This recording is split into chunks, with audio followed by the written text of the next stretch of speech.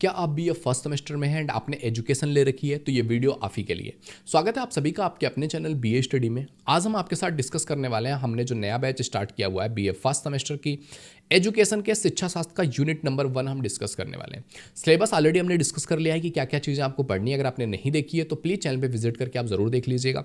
आज हम डिस्कस करने वाले हैं पहला चैप्टर, पहला यूनिट, कि इसमें हमको क्या पढ़ना है, कैसे पढ़ना है, कितना समझना है, पूरा हम विस्तार में आज हम इस वीडियो में अंडरस्टैंड करने वाले हैं। तो जो आपका एजुकेशन शिक्षा शास्त्र का यूनिट नंबर 1 है, इसका नाम है शिक्षा का अर्थ, प्रकृति और विषय क्षेत्र।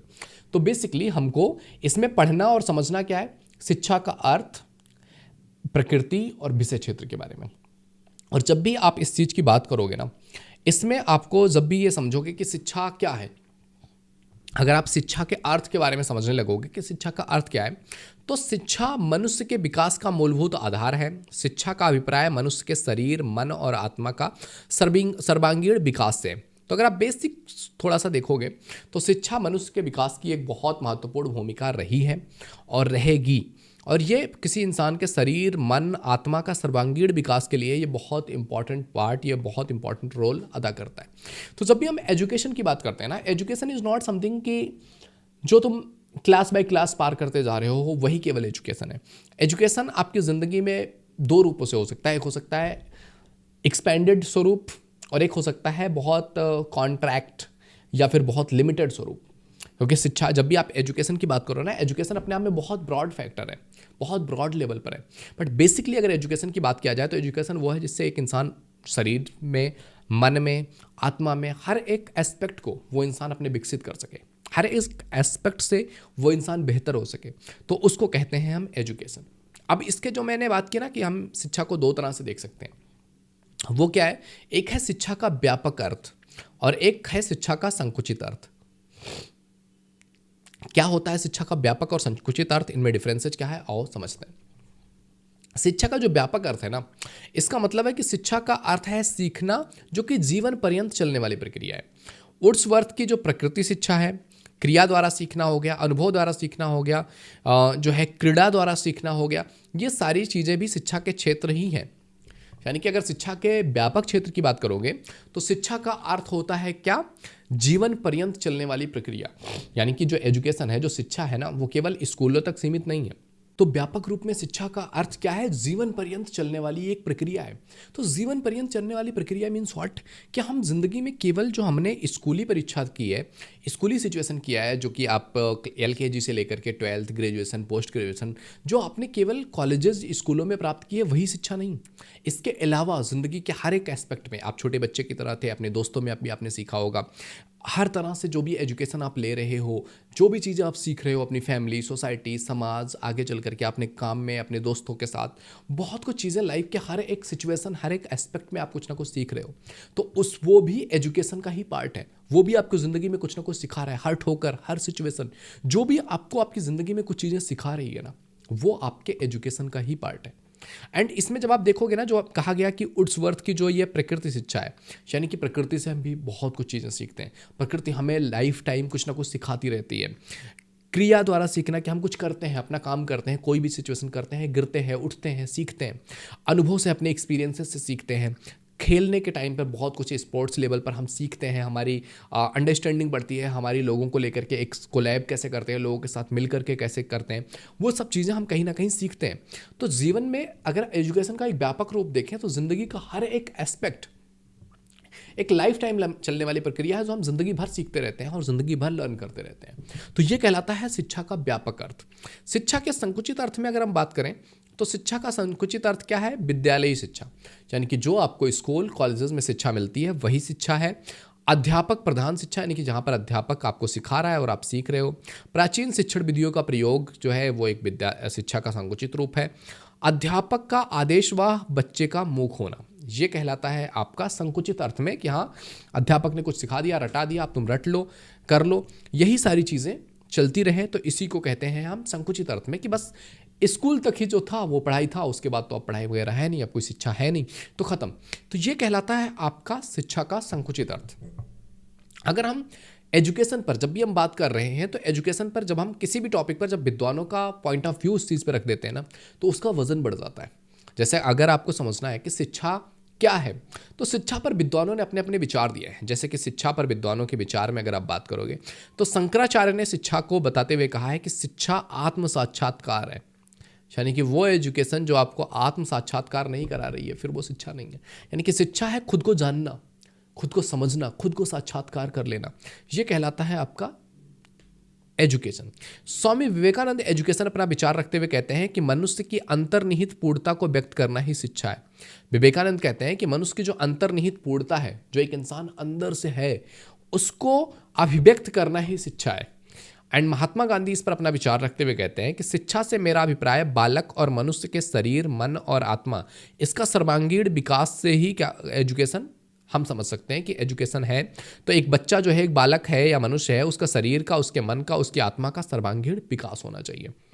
इस पर अपना विचार रखते हुए फ्रॉबेल कहते हैं शिक्षा को लेकर के कि शिक्षा वो प्रक्रिया है जिसके द्वारा बालक की जन्मजात शक्तियां बाहर आती हैं, यानी कि कुछ चीज़ें वो इनहेरेंटली सीख के आया हुआ है, जन्मजात उसके अंदर कुछ चीज़ें हैं, उसको बाहर निकालने की जो प्रक्रिया है, उसको एक्सप्रेस करवाने की जो प्रक्रिया है, उसको हम एजुकेशन कहते हैं। इस पर अपना विचार रखते हुए जॉन डीबी कहते हैं कि शिक्षा व्यक्ति की उन सभी योग्यताओं का विकास है जो उसमें अपने पर्यावरण पर नियंत्रण रखने और अपनी संभावनाओं को पूर्ण करने के लिए सामर्थ्य प्रदान करता है।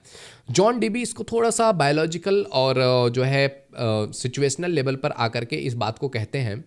जॉन डीबी का मानना यह है कि शिक्षा व्यक्ति की उन सभी योग्यताओं का विकास करता है जिससे वो अपने पर्यावरण जो आसपास का है ना, उस पर नियंत्रण कर सके और उस पर्यावरण पर नियंत्रण करके जो अपनी संभावनाएं हैं, जो बेस्ट कर सकता है, उसका विकास कर सके, उन संवेदनाओं को सामर्थ्य प्रदान कर सके कि शिक्षा उसको वो सामर्थ्य देती है कि वो अपने पर्यावरण पर नियंत्रण कर सकता है, अपनी संभावनाओं को और बढ़ा सकता है। तो ये जॉन डीबी का मानना था।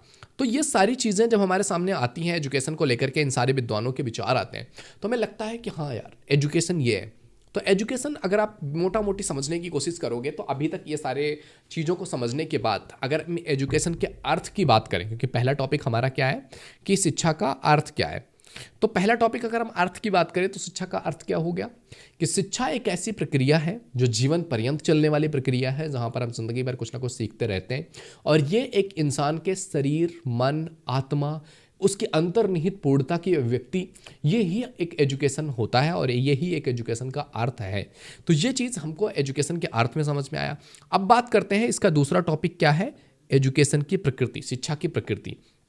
अब हम बात करते हैं शिक्षा की प्रकृति पे। यहाँ हमारे सामने हम डिस्कस करेंगे आज शिक्षा की प्रकृति पे, जिसमें सबसे पहली प्रकृति कहा गया है कि शिक्षा जीवन चलने वाली प्रक्रिया है, आजीवन चलने वाली प्रक्रिया है, मतलब जीवन भर। कि एजुकेशन की जो सबसे इंपॉर्टेंट प्रकृति है ना, कि इसकी प्रकृति यह है कि यह जीवन भर चलने वाली प्रक्रिया है। इट इज़ नॉट समथिंग कि बस आज है, आज सीख लिया, आज क्लास 10 खत्म हो गया, अब सीखना ही नहीं है। नहीं, जो शिक्षा है, एजुकेशन है, वो जीवन पर्यंत चलने वाली प्रक्रिया है। इसकी पहली प्रकृति यह है। दूसरा है शिक्षा विकास की प्रक्रिया है, कि शिक्षा अपने साथ इंसान में विकास लेके आती है, विकसितता लेके आती है, इंसान आगे बढ़ने की तरफ, ग्रोथ की तरफ ज़्यादा ध्यान देने लग जाता है। शिक्षा एक द्विध्रुवीय प्रक्रिया है। इसमें कहा गया है कि जो एजुकेशन है वो द्विध्रुवीय प्रक्रिया है, कि कोई सीखता है और कोई सिखाता है, कोई सीखता है और कोई सिखाता है, इसलिए ये द्विध्रुवीय प्रक्रिया है। फिर कहा गया कि नहीं नहीं नहीं नहीं, शिक्षा तो त्रिध्रुवीय प्रक्रिया है। त्रिध्रुवीय प्रक्रिया क्या है कि कोई सीखता है, कोई सिखाता है और किसी चीज़ को सिखाता है। जैसे कहा गया कि एक मे बी स्टूडेंट हो गया, एक टीचर हो गया, एक सिलेबस हो गया। ओके, तो एक स्टूडेंट, टीचर और सिलेबस, तो ये क्या हो गया, एक त्रिध्रुवीय संरचना हो गई। तो ये भी शिक्षा की प्रक्रिया के रूप में जाना जाता है। इसके बाद शिक्षा एक साप्रयोजन प्रक्रिया है, कि मतलब शिक्षा जो दिया जाता है उसका अपना एक प्रयोजन होता है कि हम ये एजुकेशन क्यों ग्रहण कर रहे हैं। मोस्ट ऑफ द टाइम्स हमें पता होता है कि इस एजुकेशन का प्रयोजन क्या है, कि हम ये एजुकेशन क्यों ले रहे हैं, इसका प्रयोजन हमें पता होता है मोस्ट ऑफ द टाइम्स, ऐसा कहा जाता है शिक्षा की प्रक्रिया में। और शिक्षा एक गतिशील प्रक्रिया है, यानी कि एक तरह टिकी रहने वाली प्रक्रिया नहीं है। शिक्षा बदलती रहती है, चीज़ें चेंज होती रहती है, लाइफ के एक्सपीरियंसेस चेंज होते रहते हैं, लोग अलग अलग तरह के एक्सपीरियंस कर रहे हैं, कुछ ज़िंदगी में अनुभव अलग हो रहे हैं, अनुभव अलग हो रहे हैं तो शिक्षा अलग हो रही है। तो हर टाइम पर एजुकेशन गतिशील है और वो आने वाले टाइम पीरियड के अकॉर्डिंग बदलती रहती है। तो ये हो गया आपका शिक्षा की प्रकृति। तो हमने ये भी समझ लिया, जो सेकंड पार्ट था क्या, कि शिक्षा की प्रकृति क्या है। तो इस सेकंड पार्ट को भी हमने समझ लिया कि शिक्षा का अर्थ और प्रकृति क्या है। अब बात करते हैं थर्ड टॉपिक की, कि शिक्षा का विषय क्षेत्र क्या है। अब बात कर रहे हैं थर्ड टॉपिक की कि शिक्षा का विषय क्षेत्र क्या है।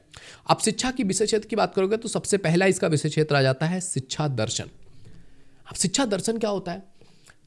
इसको कहते हैं एजुकेशनल फिलॉसफी। तो शिक्षा दर्शन एक ऐसी सिचुएशन है जहां पर एजुकेशन में दर्शन को इंप्लीमेंट किया जाता है, कि दार्शनिक व्यवस्थाएं, दार्शनिक सोच, दार्शनिक अपब्रिंगिंग वो एजुकेशन में लाई जाती है।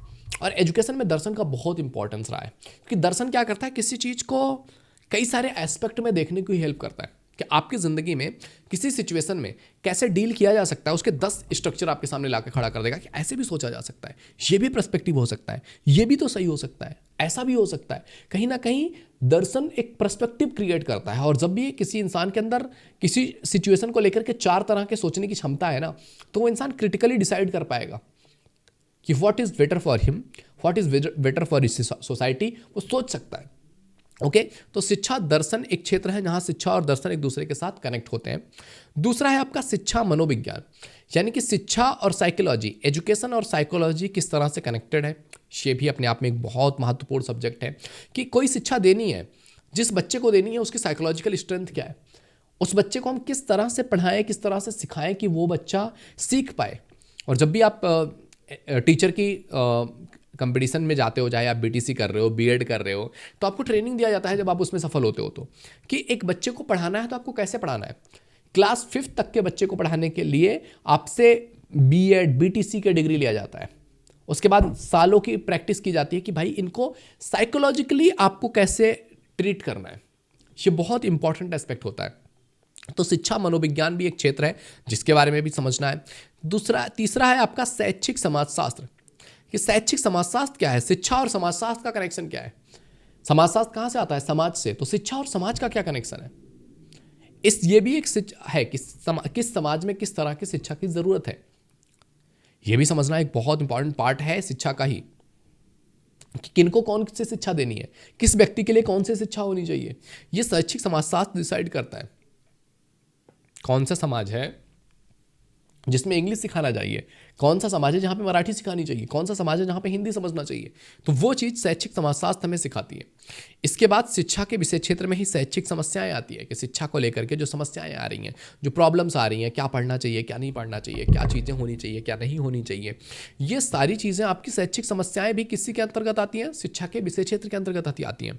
शिक्षा का इतिहास, कि किस तरह से एजुकेशन की स्टार्टिंग हुई थी, कैसे शिक्षा दिया जाता था, अभी कैसे शिक्षा दी जा रही है, आगे आने वाले टाइम में कैसे शिक्षा दी जाएगी, विदेशों में कैसे शिक्षा दी जा रही है। ये सारी ब्रांचेज जो निकल रही हैं, ये शिक्षा के इतिहास से हम समझ सकते हैं कि कैसी कैसी शिक्षाएं रही हैं और उसने क्या इम्पैक्ट डाला हुआ है।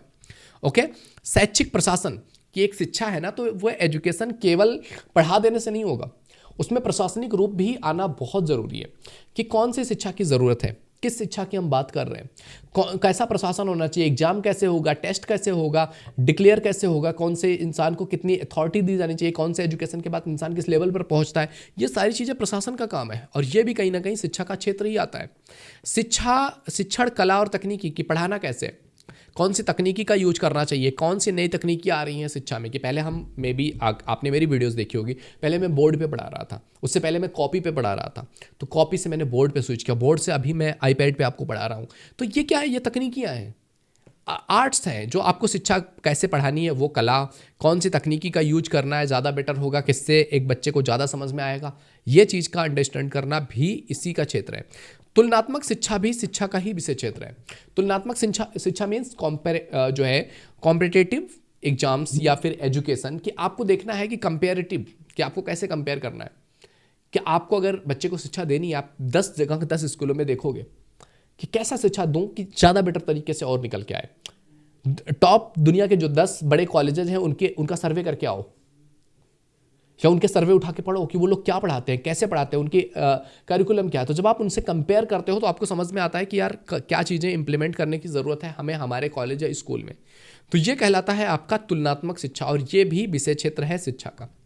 तो ये कुछ कुछ विषय क्षेत्र हैं शिक्षा शास्त्र के जो कि हमने समझा इस वीडियो में। तो ये आपके सामने दिख रहा है वीडियो बीए फर्स्ट सेमेस्टर के एजुकेशन का पहला चैप्टर, जिसका हमने अर्थ, प्रकृति और विषय क्षेत्र तीनों ही इस वीडियो में हमने कवर कर लिया है। तो आई होप ये यूनिट आपको समझ में आया होगा, ये वीडियो अच्छी लगी होगी। वीडियो पसंद आए तो लाइक जरूर कीजिए। पहली बार चैनल पे आए तो please visit the channel. If you think it is valuable तो आप सब्सक्राइब कर सकते हैं एंड आने वाली वीडियोज़ को आपको नोटिफिकेशन मिलता रहे, इसके लिए चैनल को सब्सक्राइब करके बेल आइकन जरूर हिट कर लीजिएगा। ओके, तो मिलते हैं आपसे अगले वीडियो में, तब तक के लिए जय हिंद, जय भारत।